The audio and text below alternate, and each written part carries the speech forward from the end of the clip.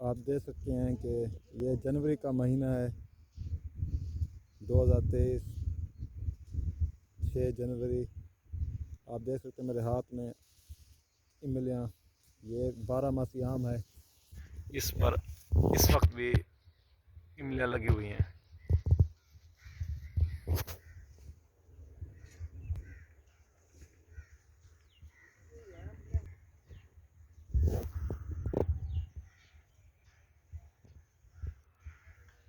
जमाल, आज क्या तारीख है? 6 तारीख है आज, 6 जनवरी।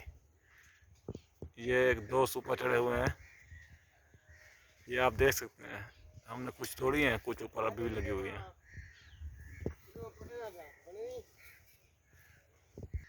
ये देखें, हाँ तोड़े, वाह सही वाह। साल के पहले महीने में आम। ठीक है जमाल।